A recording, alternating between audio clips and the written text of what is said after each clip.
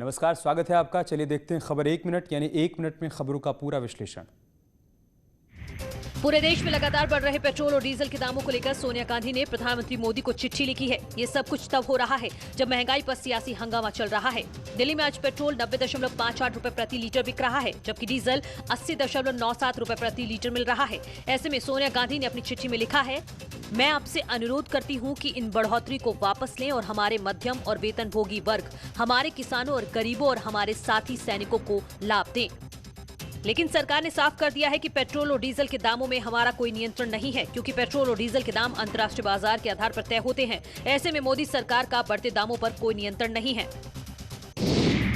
मुरादाबाद में बढ़ते पेट्रोल और डीजल के बढ़ते दामों के विरोध में शिवसेना कार्यकर्ताओं ने प्रदर्शन किया। तस्वीरों में देखिए, हाथों में कटोरा लेकर मुरादाबाद की सड़कों पर भीख मांगकर महंगाई के खिलाफ विरोध किया है और मोदी सरकार के खिलाफ नारेबाजी की है। इस तरह से देश की आप स्थिति देख रहे हो, पेट्रोल डीजल के दाम आसमान पर छू रहे हैं, तो शिवसेना आज सड़कों पर भीख मांग करके माननीय प्रधानमंत्री जी के कोष में पैसा जमा करेगी, क्योंकि प्रधानमंत्री जी को पैसों की अति आवश्यकता है। उसी को लेकर के शिवसेना आज सड़कों पर उतर कर भीख मांग करके प्रदर्शन कर रही है। दरअसल कुछ राज्यों में पेट्रोल के दाम 100 रुपए के आसपास पहुंच गए हैं, जिसके विरोध में शिवसेना कार्यकर्ताओं ने गले में तख्तियां टांगकर मोदी सरकार को घेरने का काम किया है। इस दौरान रास्तों में पड़ने वाली दुकानों में भीख मांगकर मोदी सरकार के खिलाफ नारेबाजी की। पेट्रोल और डीजल के बढ़ते दामों के विरोध में एक तरफ विपक्ष लगातार हंगामा कर रहा है, तो दूसरी तरफ अब लोग भी बढ़ती महंगाई के विरोध में आवाज उठा रहे हैं। अयोध्या में डीजल और पेट्रोल के बढ़ते दामों के विरोध में संत परमहंस दास ने साइकिल चलाकर विरोध दर्ज कराया है और विदेशी सामानों को बहिष्कार करने की मांग की है। हम जितना आत्मनिर्भर होंगे, जितना स्वदेशी वस्तुओं को बढ़ावा देंगे, भारत उतना ही सशक्त होगा। अब चूंकि ये जरूर है कि सोनिया गांधी, प्रियंका वाड्रा, राहुल गांधी तो साइकिल नहीं चला सकते हैं, विदेशी लोग हैं, तो इनको जरूर डीजल पेट्रोल की दिक्कत है। दारू चाहे जितना महंगा हो जाए, राहुल गांधी, सोनिया गांधी, प्रियंका वाड्रा को दारू पीने के लिए चाहे जितना महंगा हो जाए कभी चर्चा नहीं करेंगे, लाइन लगा के दारू पिएंगे। लेकिन अगर डीजल पेट्रोल थोड़ा बढ़ गया तो हल्ला जरूर करेंगे। अब यह देन पूर्ववर्ती सरकारों की है। जब लोग महंगाई से परेशान हो रहे हैं और विपक्ष इस पर सवाल खड़े कर रहा है, तब भी संत परमहंस दास सरकार के बचाव पे खड़े हैं। उन्होंने कहा कि सिर्फ मौजूदा सरकार इसके लिए जिम्मेदार नहीं है, बल्कि पिछली सरकारें भी इस महंगाई के लिए जिम्मेदार हैं। संत परमहंस दास ने आरोप लगाया है कि प्रियंका, राहुल और सोनिया गांधी पेट्रोल और डीजल की महंगाई पर रोना रो रहे हैं, लेकिन महंगी होती शराब पर हंगामा नहीं करते हैं। योगी सरकार कल अपने कार्यकाल का आखिरी बजट पेश करने जा रही है। इस बार बजट पेपरलेस होगा। बजट का आकार लगभग 5.5 लाख करोड़ होगा। विधानसभा चुनाव से पहले इस अंतिम बजट में चुनावी तैयारियों की झलक देखने को मिल सकती है। राज्य सरकार के इस बजट में छात्रों, युवाओं, महिलाओं, किसानों के लिए कुछ नई घोषणाएं होने की उम्मीद है। इसके साथ ही इंफ्रास्ट्रक्चर के माध्यम से जनता के बीच विकास का बड़ा संदेश देने का काम बजट के जरिए योगी सरकार कर सकती है। उम्मीद है कि ये बजट किसानों के लिए होगा, छात्रों के लिए होगा, महिलाओं के लिए होगा, विकास कार्यों का संदेश देने वाला होगा, क्योंकि ये बजट चुनावी बजट होगा। लगभग ये माना जा रहा है कि 5.5 लाख करोड़ का ये बजट होगा और इसमें पूरी तरह से ये सरकार की कोशिश रहेगी कि एक संदेश दिया जाए, क्योंकि मिशन 2022 सामने है।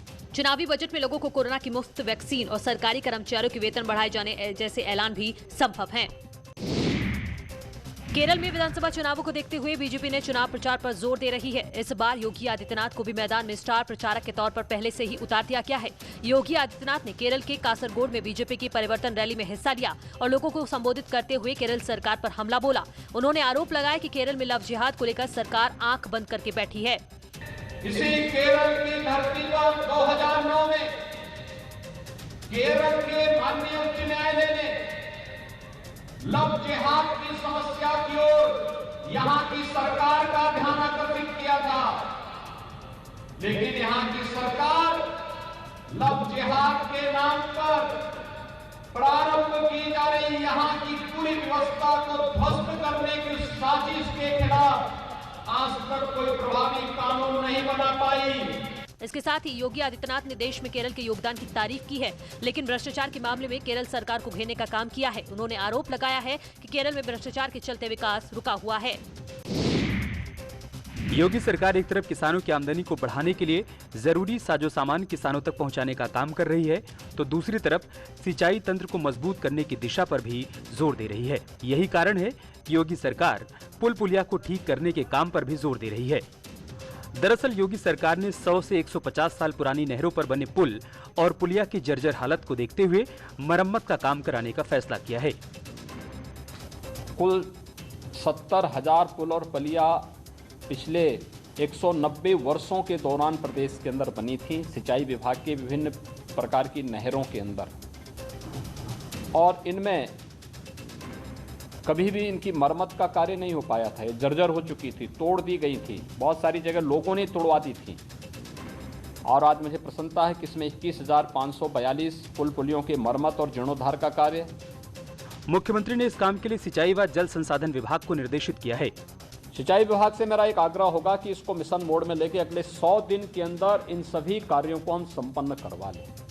सीएम ने कहा है कि इस काम को अगले 100 दिन में पूरा करना होगा। मुख्यमंत्री के मुताबिक प्रदेश की नहरों पर करीब 70,000 पुल और पुलिया बनी हुई हैं। कृषि कानूनों पर किसानों और सरकार के बीच बात बनती हुई दिखाई नहीं दे रही है। बातचीत का सिलसिला रुका हुआ है और किसान महापंचायत कर इस आंदोलन को गांव तक पहुंचाने की कोशिश में लगे हुए हैं। ऐसे में लोगों के बीच फैली भ्रम को तोड़ने के लिए बीजेपी ने नई रणनीति बनाई है। खबर है कि बीजेपी कार्यकर्ताओं को जमीन पर उतारकर किसानों को कृषि कानूनों के फायदे गिनाने की पीएम ने नसीहत दी है। सूत्रों के हवाले से खबर है कि इसके लिए पार्टी पदाधिकारियों को भी जमीन पर उतरने को कहा गया है और लोगों को कृषि कानूनों के बारे में बताने और उनका भ्रम दूर करने की बात कही गई है। इसके साथ ही बीजेपी नेताओं को नसीहत दी गई है कि किसी भी मुद्दे पर बयान देने से बचे ताकि पार्टी का स्टैंड पूरी तरह से साफ रहे। ऐसे में मामलों के पार्टी के अधिकृत प्रवक्ता ही बयान दे ताकि लोगों के बीच किसी तरह का भ्रम न फैले। कृषि कानूनों के विरोध में 28 नवंबर से यूपी गेट पर चल रहा धरना प्रदर्शन लगातार चल रहा है। अब प्रदर्शनकारियों ने यहां कोल्हू लगा दिया है। भारतीय किसान यूनियन के राष्ट्रीय प्रवक्ता राकेश टिकैत ने गन्ने से रस निकालकर कोल्हू की शुरुआत की। गाजीपुर बॉर्डर पर एक ट्रॉली गन्ना आया है जिसका रस निकालकर प्रदर्शनकारियों को पिलाया जा रहा है। वहीं प्रदर्शनकारियों की तरफ से अहमदाबाद से लाए गए चरखे पर राकेश टिकैत ने सूद भी काटा। कल्लू का क्या उद्देश्य होगा? रस पिएंगे, रस निकल रहा है, आम जनता रस पिएगी। ये 1995 में ये लाल किले पर चला था, ये कर लो। हाँ, ये टिकैत साहब ने चलवा था उस टाइम पे, और ये फिर यहाँ पे चल रहा।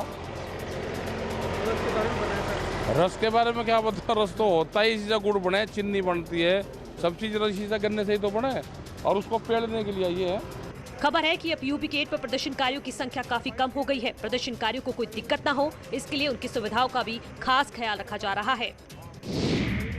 यूपी में विधानसभा सत्र चल रहा है। इस बीच सरकार और विपक्ष के बीच जमकर टकराव देखने को मिल रहा है। योगी ने विपक्ष को विभाजनकारी बताया तो अखिलेश यादव ने पलटवार कर दिया। मुख्यमंत्री जी बोलते हैं इनके डीएनए में विभाजन है। अगर डीएनए का फुल फॉर्म बता दें मुख्यमंत्री जी तो हम जान जाएंगे हाँ आखिर का मुख्यमंत्री है वो। जो डीएनए में विभाजन बता रहे हैं, कम से कम बताएं कि डीएनए क्या है। इस बयान पर योगी सरकार में मंत्री मोहसिन रजा ने अखिलेश यादव को जवाब दिया है। रेपिस्ट के बारे में कोई बात आती थी तो आपके नेता कह देते थे ये बच्चों से गलती हो जाती है, छोटी छोटी गलतियां हैं ये, तो रेपिस्ट के लिए आपके ही नेता बोलते थे ये भाषा आपको पसंद है, क्योंकि आपको योगी जी की भाषा इससे नहीं पसंद आएगी क्योंकि ऐसे लोगों को वो जेल में डालने का काम करते हैं, या फिर आपको वो भाषा पसंद आएगी। बात कुछ भी हो, लेकिन योगी के बयान पर अब विपक्ष का सियासी हंगामा जारी है, जिसका जवाब सरकार की तरफ से भी देने की कोशिश हो रही है। यूपी में विधानसभा चुनाव जैसे जैसे नजदीक आते जा रहे हैं वैसे वैसे सियासी दल अपना आधार खोजने की कोशिश में लगे हैं। समाजवादी पार्टी में शिवपाल यादव की सियासी दाल गलती नजर नहीं आ रही, क्योंकि बार बार शिवपाल यादव के साथ आने के संदेश के बाद भी अखिलेश यादव ने कोई राह नहीं दिखाई। ऐसे में प्रतापगढ़ में शिवपाल यादव ने सीएम योगी आदित्यनाथ की तारीफ कर लोगों को चौंका दिया है। हमने कहा हमेशा का मुख्यमंत्री ईमानदार हैं, मेहनत करते हैं, लेकिन कुछ निर्णय ठीक नहीं है। पूरे नौकरशाही हावी है, पूरी नौकरशाही हावी है। दरअसल शिवपाल यादव प्रगतिशील समाजवादी पार्टी के मुखिया के तौर पर सियासी जमीन तलाश रहे हैं, लेकिन प्रदेश की राजनीति में शिवपाल यादव को वो कद नहीं दिखाई दे रहा जो समाजवादी पार्टी में दिखाई देता था। ऐसे में योगी की तारीफ कर शिवपाल यादव ने यूपी की सियासत पर आग लगा दी है।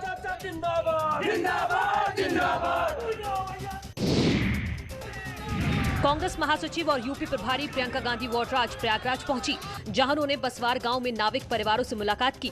दरअसल 4 फरवरी को अवैध खनन के खिलाफ पुलिस ने बसवार गांव में छापेमारी की थी और नाविकों की नाव तोड़ दी थी। नाविकों का आरोप है कि पुलिस उनका उत्पीड़न कर रही है। अगर खनन माफिया यहाँ पे खनन कर सकती है तो जो यहाँ के रहने वाले लोग हैं, जिनका अधिकार है पट्टों पे, जिनका अधिकार है जमीन पे, जिनका अधिकार है इस नदी पे, वो क्यों नहीं कर सकते? ये मेरा सवाल है सरकार के लिए। इनको पूरा मुआवजा मिलना चाहिए। जो जो नाव टूटी है और जिस तरह से महिलाओं को पीटा है, जिस तरह से लोगों को प्रताड़ित किया गया है यहाँ। प्रियंका काफी देर तक नाविकों के साथ बैठी रहीं और उन्हें आश्वासन दिया कि कांग्रेस पार्टी उन्हें इंसाफ दिलाएगी। दरअसल 2022 विधानसभा चुनाव से पहले कांग्रेस यूपी में अपनी सियासी जमीन मजबूत कर रही है। इसी कड़ी में प्रियंका एक के बाद एक यूपी के दौरे कर रही हैं। भारत और चीन गतिरोध पर रक्षा मंत्री राजनाथ सिंह ने तमिलनाडु के सेलम की एक रैली में दो टूक कहा है। हमारी सरकार किसी भी हाल में किसी के सामने झुकने वाली नहीं है। ये बात कांग्रेस को भी समझ लेनी चाहिए, जिनको लगता है हमने भारत की जमीन का सौदा कर लिया। भारत का डिफेंस मिनिस्टर हूं, आप ये जानना चाहेंगे इंडिया चाइना स्टैंड ऑफ जो चल रहा था उसका क्या हुआ? आप सब लोगों को जानकारी होगी। 9 राउंड्स की डायलॉग के बाद मिलिट्री लेवल पर, डिप्लोमेटिक लेवल पर एक पार्ट अब तक रिजॉल्व हो चुका है। लेकिन कांग्रेस हमको बदनाम करने की कोशिश करती है, कहती है कि हमने भारत की जमीन गंवा दी। मैं आपको विश्वास के साथ कहना चाहता हूं बहनों भाइयों, जब तक इस शरीर में खून है, प्राण है, भारत की 1 इंच जमीन पर भी कोई मागालाल कब्जा नहीं कर सकता। दरअसल कांग्रेस ने केंद्र सरकार पर आरोप लगाया था कि सरकार ने चीन के सामने सरेंडर करने का काम किया है, जबकि भारत और चीन साथ हुए समझौते के बाद सीमा पर तनाव कम हुआ है और दोनों सेनाएं एक बार फिर से अपने पुराने स्टैंड पर वापस आ गई हैं। योगी सरकार लगातार स्वास्थ्य पर फोकस कर रही है ताकि लोगों को बचाया जा सके। दरअसल योगी सरकार ने दिमागी बुखार के खिलाफ एक टीकाकरण अभियान शुरू किया है, जिसको लेकर योगी सरकार ने प्रदेश में स्वच्छता पर विशेष फोकस करने पर जोर दिया है। प्रत्येक माह की 30 तारीख को खुशहाल परिवार के रूप में आगे बढ़ाने का कार्यक्रम प्रदेश सरकार के द्वारा प्रारंभ हुआ है। एक अभियान का हिस्सा है। हर एक व्यक्ति के बारे में जागरूकता, परिवार के बारे में, स्वस्थ परिवार के बारे में, खुशहाल परिवार के बारे में प्रारंभ करने का एक प्रयास है। इस कार्यक्रम के बाद मुख्यमंत्री ने एक ट्वीट किया है, जिसके जरिए टीकाकरण अभियान को लेकर जानकारी दी है।